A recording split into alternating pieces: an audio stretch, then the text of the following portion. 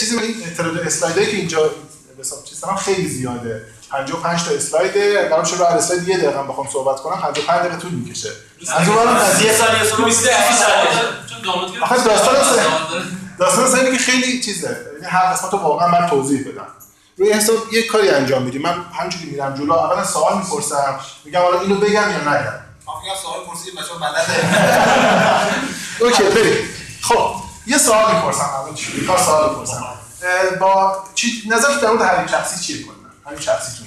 شما خب اصلا کلا معتقدید که شما در چه حدی حریم شخصی براتون دیده؟ شما به فرض اینکه توی اینترنت میخواید برید یه سایت رو باز کنید، تا چه حد شما باید محدود باشید؟ اصلا باید محدود باشید یا نباید محدود باشید؟ و اگر باید محدود باشید در چه حدی؟ کل جامعه در چه حد باید محدود باشه؟ سوال من اینه. اینو یک کوچولو بگین اگه میخواین. یعنی ما محدود باشیم یا افراد در دست جامعه کلا. آره. سوالش اینه که در واقع وقتی ما داریم وارد اینترنت میشیم تا چه حد حق ناشناس بودن مثلا داریم، تا چه حد حق داریم از خودمون محافظت کنیم در برابر بقیه، تا چه حد دیگرانی که حالا میتونه دولت باشه، میتونه ISP باشه، میتونه پلیس باشه، تا چه حد باید شما رو محدود کنه؟ اصلا باید محدود بشید یا نه؟ یه سری میگن اصلا کلا ما باید هر کاری دلمون بخواد بکنیم. یه سری میگن نه باید این نکنیم، یه حدی باید محدود باشم. اگه باید محدود باشم حدش چقدره؟ آزادی بقیه سالمه هست. خب اینو داشته باشین، یه فکر روش بکنید. من انتها میخوام یه چیزی بگم که حالا شاید هممون غافلگیر بشیم، شاید بعد از اینکه این اسلاید تموم شد. میخوای بگی باید ما رو کنترل کنید یا نه میگم در انتها حالا هر کسی اون چیزی دید خودش رو شاید در انتها میخوام تحلیل کنیم، چیزی داره در انتها تحلیل کنیم. خب من به شخصه واقعا خودم معتقدم تا حد ممکنه باید باز بشه دست من، چون حداقل من حالا ما هم مثلا سازمان و دولت‌ها میان واقعا حریم خصوصی زیر پا میذارن که بتونن اطلاعات زیادی در مورد افراد رو کسب کنن. خب همین حالا در مورد سازمان امنیتی این دقیقاً خودش باعث وجود اومدن یک دقیقاً. حالا اینو باید بحث بکنیم در انتها، میگم در انتها در مورد خوب بحث کنیم. اوکی کلید الگوریتم رمزنگاری متقارن نامتقارن رو من بگم یا اوکی مثلا آشنا هم دیگه باهاش. این رمزنگاری متقارنه، رمزنگاری نامتقارن. اوکی خب میخوام ببینیم شبکه آنین نتورک یا آنین روتینگ چیه. یه نکته مهم بگم، من در مورد تور صحبت نمی‌کنم. الان دارم در مورد شبکه آنین روتینگ صحبت می‌کنم. تور یک پیاده سازی از این آنین روتینگه. ما یه چیزی داریم، یه قراردادی تصویب کردیم، گفتیم آقا ما به این شکل میتونیم شبکه نودا با هم ارتباط داشته باشن و یک حریم شخصی بسازیم. تور یه پیاده سازی اونه. من ممکنه یه پیاده سازی برای خودم داشته باشم، شما برای خودتون داشته باشید. کلا آنین روتینگ چیه؟ آنین روتینگ یک تکنیکیه، یک روشیه برای اینکه ارتباطات شما رو تو شبکه تا حد ممکنه ناشناس کنه. به این شکل که اولا واقعا بقیه ندونن شما کی هستید، دو ندونن شما چی دارید میفرستید، با کی دارید ارتباط برقرار میکنید و چی دارید میفرستید. انگار چه مقصد که شما باشید، چه مبدأ که سایتی یا سرویسیه که دارید میبینیدش یا فردی که اونور قضیه است. نه شما قابل رقابتی هستید نه اون فرد، نه این تمام ترافیک این وسط هست. ایدئال اینه که اینجوری باشه. پروتکل تکنیکه، پروتکل تعریف یک آره یه تکنیک پروتکل میشه پروتکل آره تکنیکه آره اوکی. دقیقا مثل پوست کندن یه پیازه روال کارش، واسه همین بهش میگن آنین یعنی پیاز. دقیقا روش انتقال بسته ها تو شبکه دقیقا مثل اینی که شما یه پیاز دستتون بگیرید پوست بکنید، پوستای رو پیاز رو. اون حالا میرم جلو میگم اون مسیج شما یا پیام شما اون وسط پیازه، اون سفیدی وسط پیازه، بعد روش رو اومدن لایه رو هم دیگه به قول معروف حالا چیدن روش رو، حالا بعد توضیح میدم چیه دقیقاً روش چیدن و این بسته ها توی شبکه که حرکت میکنه هر نودی میاد یکی از این لایه ها رو میکنه تا برسیم به اون انتها لایه آخر. این دقیقاً همون پیاده سازی است، همون که می‌بینید. ببینید ما دقیقاً مثل که یه پیاز لایه میشه اینجا یه همچین ساختاری داریم. این پیام ماست، مسیج ماست. قرار فرض می‌کنیم پیام ما توی شبکه از 3 تا نود بگذره. من قبل از اینکه اینو بگم یه مقایسه‌ای کنم تور رو با این پراکسی‌هایی که حالا من استفاده می‌کنم عموما برای رد کردن فیلترینگ یا برای ناشناس بودن. روش کار کلاً حالت عادیش اینه، یه دونه سرور دارن. درخواست شما میره به اون سرور میرسه، پکیت میره اون سرور. اون سرور پکیت رو میفرسته، دسته رو میفرسته مثلا برای گوگل. جواب از اون میگیره، خودش باز میده به شما. یه سرور اینجا میاد واسط میشه بین شما و گوگل و شما و یاهو. درسته؟ حالت عادی اینه. فقط شما اصلا ممکنه رمزگذاری هم نباشه این وسط. آره ممکنه شما ترافیکتون کاملا بدون رمز شدن بره اونجا، از اونجا بدون رمز شدن بره رو گوگل، برگردید برسه به شما. حالت عادی ممکنه این باشه. شما با یه دونه سرور طرف حساب هستید. توی شبکه تور یه دونه سرور نیست. یه تعدادی سروره. اصلا آنلاین روتین نمیاد که استاندارد هم تعریف کنه دیگه 3 تا 4 تا 5 تا، ولی توی تور که یکی از پیاده‌سازی‌های آنلاین روتینگ 3 تا شبکه 3 تا نود داریم ما. یعنی عموما شما وقتی تو شبکه تور وارد میشید تا وقتی یه سایت رو ببینید 3 تا سرور این وسط هستن، به ترافیک شما از 3 تا سرور رد میشه. حالا توضیح میدم چه اتفاقی اون وسط میفته. اوکی. پیام ما، یه مسیج ما که حالا میگید این سفیده است، 3 بار رمز میشه. یه بار پیام ما با کلید سکرت کی که سکرت کی نود آخرمون باشه رمز میشه، باز کل این مجموعه با سکرت کی نود وسطی رمز میشه، کل مجموعه با سکرت کی نود اول رمز میشه. یه همچین پروسه‌ای روش پیاده‌سازی میشه این پکیت ما. حالا جلوتر که دارم توضیحات کامل رو بگم باز دوری میرسیم به این.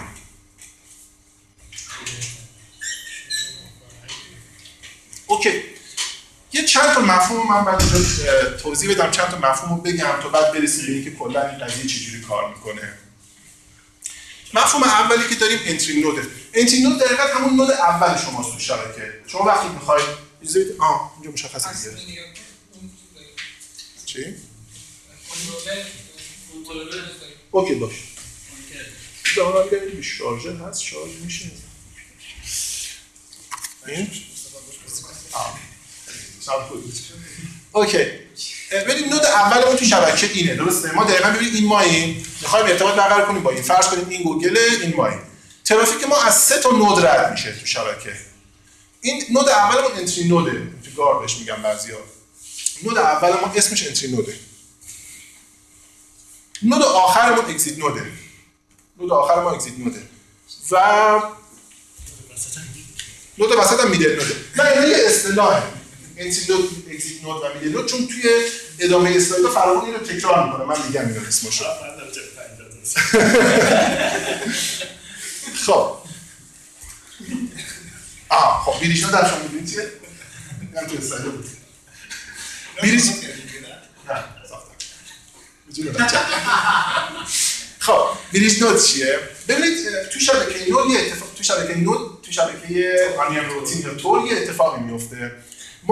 ما تمام نودایی که تو شبکه هستن رو کامل میتونیم توی فایل تکست داشته باشیم، میتونیم دانلود کنید داشته باشیم. دیتابیسی از تمام این نودا داریم. خب چه اتفاقی میفته؟ یک شخصی، یک سازمان یا یک دولتی که میخواد فیلتر کنه، میاد لیست تمام این تک تک این نودا رو دانلود میکنه، میده به نرم افزار فیلترینگش، کل شبکه تو رو میبنده.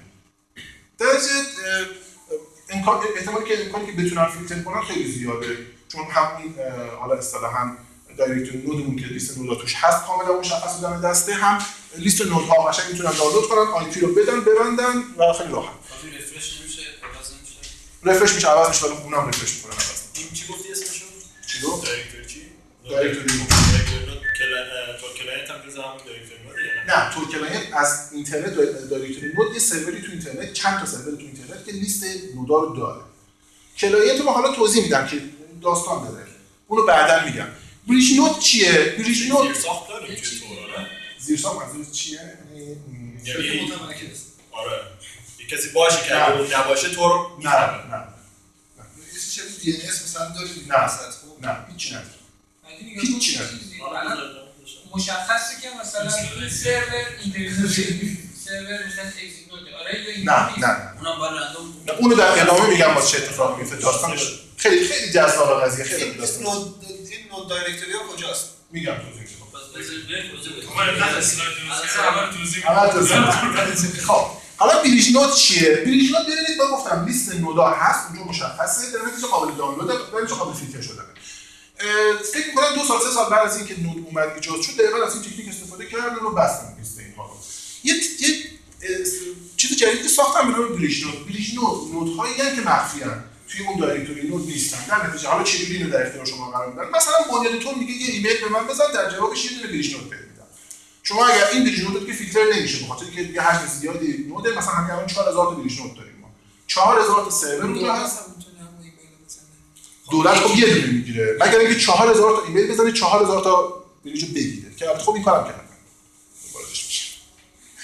اصلا که اینجوریه، پس یه سری نود داریم که اینا مخفیه، بعد حالا اینو تغییر میکنه، یه لیستی که اونجا دارن، شما اون چیز متمرکزی میگه اینجا چرا؟ اینجا یه شخصی اونجا هست که ایمیل میزنه به جواب بده. خب بیشتر از 4000 تا ایمیل باید بزنید. چون هر دفعه تصادفی میاد. من 4000 تا با 4000 تا ایمیل نمیگیرم. آره. اوکی. پس نودایی که توی دایرکتوری نودمون لیست نشدن برای جلوگیری از فیلترینگ و حالا به تناسب داده میشن به افراد متفاوت. خب میخوایم حالا بریم وارد فازی بشیم که بیایم توی شبکه نود کار کنیم، پکتامون رو پیاممون رو توی شبکه نود بفرستیم. روال کارش چجوریه؟ شروع کار شما به عنوان شروع کننده، به عنوان کسی که کلاینت نود رو سیستمتون نصب دارید، اولین اتفاقی که میفته اینه که لیست نودا از دایرکتوری نود دانلود میشه. دایرکتوری نود یه دونه سرور نیست، 2 تا 3 تا 4 تا، تمامشون این حالت رو داره. از دایرکتوری نود لیست نودا دانلود میشه، میاد رو سیستم شما. سیستم شما میاد از بین اینها چند تا از این نودا رو انتخاب میکنه، کاملا رندوم یا رندوم هم میتونه نباشه. شما میتونید بگید من فقط میخوام نودا از آمریکا باشه، فقط از روسیه باشه، فقط از اوکراین باشه، یا هر کشور دیگه یک پهنه باندش این باشه یا اون باشه. میتونید لیمیت کنید یا میتونید بگید نه رندوم برو یه تعداد انتخاب کن. توی شبکه تور 3 تا انتخاب میشه. شبکه تو پیاده سازی شبکه طوری که یک از پیاده سازی. آره 3 تا انتخاب میشه. به این میگن چین، در چین نود یا چین تور. این 3 تا که انتخاب میکنید رو مرحله بعدی که اتفاق میفته اینه که از بین این 3 تا نودی که گفتیم میاد یه ترتیبی بهشون میده. میگه اوکی تو باشه نودم، تو باشه نودم، تو باشه ایزیت نودم. 1 2 3 بهشون یه ترتیبی رو بازم بر اساس رندوم تصادف بهشون یه همچین نه یعنی ممکنه من گوگل رو بخوام باز کنم، گوگل تو آمریکاست، یه دونه نود تو چین داد با من، یه نود تو ایران، ترکیه. هیچ اهمیتی نداره. فقط یه چیزی اینجا مهمه. ببینید یه سری از این نودایی که تو شبکه، چون ببینید نودایی که تو شبکه تور هستن کاملا اهدا میشن. یعنی اینجوری نیست که بنیاد تور مثلا بیاد یه سری سرور بخره بذاره اونجا. نه، من یه سرور دارم میگم اوکی این اهدا به بنیاد نود برنامه رو ران میکنم، کانفیگ میکنم، این دیگه میره تو شبکه نود کمک میکنه بهشون. یه سری هم میگن ما دوست نداریم اگزیت نود باشیم. به دلایلی که میگم درجه ممکنه اگزیت نودها محدود باشن، یه تعداد خاصی فقط میتونن اگزیت نود باشن، اما اون دو تا اولی نه، اون دو تا اولی پولم بده تور بیت کوین. آره جدیدا صحبتش بود که دیگه از بیت کوین کمک کنه به ایستگاه. نمیدونم چه اتفاقی افتاد، چون کمک مالی الان بهش میشه. مثلا گوگل نمیدونم چرا بهش کمک میکنه، حجم زیاده. یه سوال برام پیش اومد. لحظه‌ای که اینیشیالایز داره میشه دیگه سیستم، من به عنوان یک کلاینت گفتیم میره اونو دانلود میکنه. از کجا؟ از دایرکتوری نودها. اونا رو از کجا میدونم؟ شبیه تورنت مثلا رو همه سیستم ها هست، توضیحش چجوریه؟ اون از کجا یه سرور خاص من تو سورس کد مثلا تور آی پی اینا هست، یه تعدادی هست. آها ولی تو فیلتر باشه چی؟ خب دایرکتوری کلام نیست همین دیگه. شما خیلی رفتید تور راه می‌کردید باز شد. دایرکتوری نود رو بسته. بعد شما میگی اوکی من درخواست میدی یه دونه بریج میدم، بریج رو ست می‌کنی، از بریج میگیری. اتفاق اینجوری. اوکی. کجا بودیم؟ اینجا بودیم که انتخاب شد، چین ساخته شد. حالا مرحله بعدی که اتفاق میفته اینه که اینجا باز خیلی وارد جزئیات نمیشم. کل قضیه اینجوریه که شما به تک تک این 3 تا نودی که لیست کردیم، بیا تو اسلاید هست. شما به تک تک این نودایی که انتخاب کردید، این شبکه اینا که اینجوریه، اینا تو نودای توره، درسته؟ 3 تاش انتخاب میشه. مثلا فرض می‌کنید این درسته؟ شما به عنوان کلاینت به تک تک این 3 تا وصل میشید با کلید عمومیتون. دیگه روال احتمالاً باید بدونید دیگه با کلید عمومی، چون ببینید اینم بگم اون دایرکتوری نودی که استفادهش گفتیم فقط آی پی سرورها، آی پی نودا رو نداره. آی پی نود به همراه پابلیک کیشون رو داره و اونا رو شما پابلیک کی رو به همراه نام نود دانلود می‌کنید. میاد یه پیامی رو با پابلیک کی سرور رمز میکنه میفرسته برای نود، مثلا برای این نود یا این نود یا این نود پیام رو رمز میکنه برای این سه تا میفرسته با پابلیک کی اون.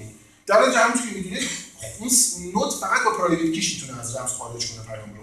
بهش میگه اوکی، یه سیکرت کی هم میسازه، بهش میگه من حالا فلان شخصم میخوام وصل به اینترنت، این سیکرت کی رو بگیر، از این بعد ارتباطمون با این سیکرت کیه. مثلا من دیگه اونم دقیقاً میاد همین روال رو طی میکنه و یک کلید بینشون رد و بدل میشه، از این بعد با الگوریتم رمزنگاری متقارن با هم دیگه ارتباط دارن این سه تا نود. اوکی. حالت بعدی، اتفاق بعدی که میفته چیه؟ الان این کلاینت ما آی پی این سه تا رو آی پی این سه تا و داره و باهاشون هم یه دونه کلید رد و بدل کرده. کاری که انجام میده، من برگردم به این اسلاید اینجا. خب سه تا سیکرت کی داشت، درسته؟ پیام ما مسیج رو میاد با سیکرت کی روتر آخرمون اگزیت نود رمز میکنه، کل پیامی که ساخته شد رو مجددا با سیکرت کی روتر وسطی رمز میکنه، باز کل مجموعه رو با سیکرت کی روتر اولمون رمز میکنه. یه پیامی داریم که 3 بار رمز شده، درسته؟ اینجا این درسته؟ الان این پیام رو به رمز کرد، حالا پیام رو میده به این. توی پیام هم به این میگه اینو بده به این. درجه پیام رو این میده به این پیام رو میگیره میده به این. خب اون یه لایه رمزش رو باز. آره این قسمت رو میگم. آره. پیام به این میرسه، گفتیم دیگه اون پیام انتهایی با سیکرت کی این رمز شده بود. این میاد از رمز خارجش میکنه پیام. میرسه به یه پیامی که هنوز با سیکرت کی این و این رمز شده. درنچه نمیتونه ببینه متن پیام چیه. فقط یه پیامی از رمز خارج کرد.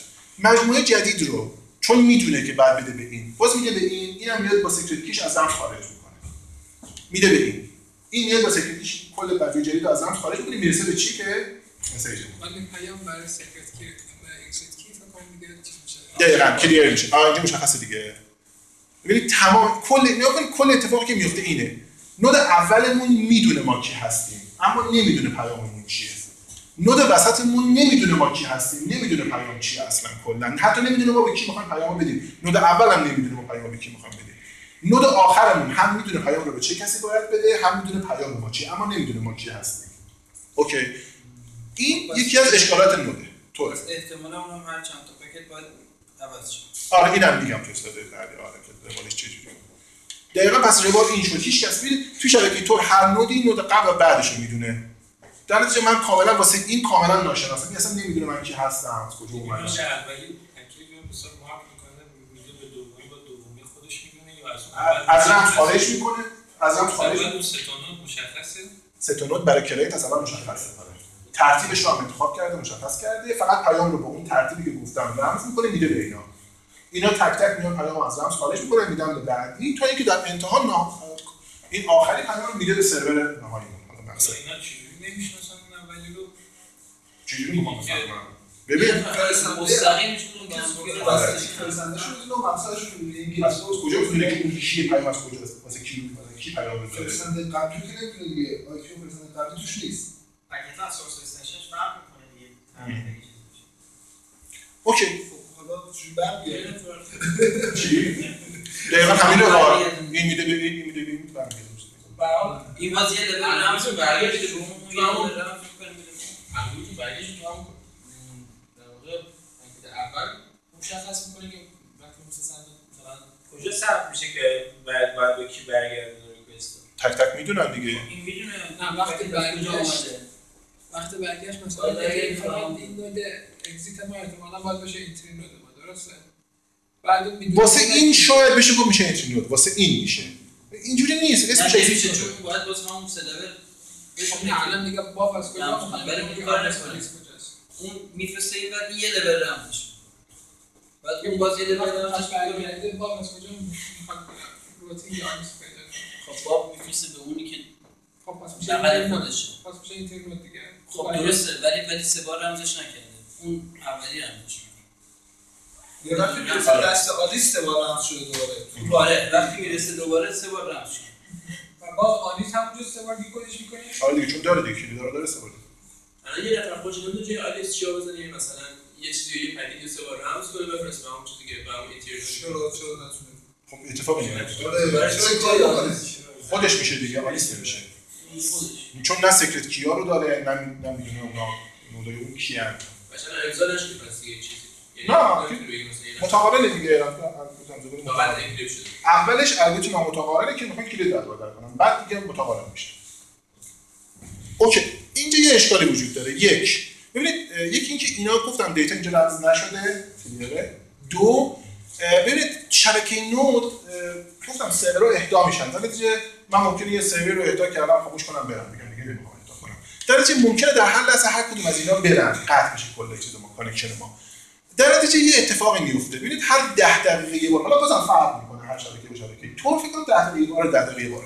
طور بعد از 10 دقیقه کل کانکشن رو میشکنه، یه کانکشن جدید تشکیل میده. دوباره بیاد از بین اون از دایرکتوری نود بیاد 3 تا سرور جدید میگیره و یه کانکشن جدید با اینا میزنه. اتفاقی که میفته چیه؟ اگه یه زمان این نود آخر من اگر خبیث باشه بخواد دیتای منو بیاد شنود کنه، 10 دقیقه شنود میکنه. باز بعدیه که بعدی ممکنه خبیث نباشه. این نود هم اگه خبیث باشه احتمال اینه که من صدمه بخورم کمتره. دو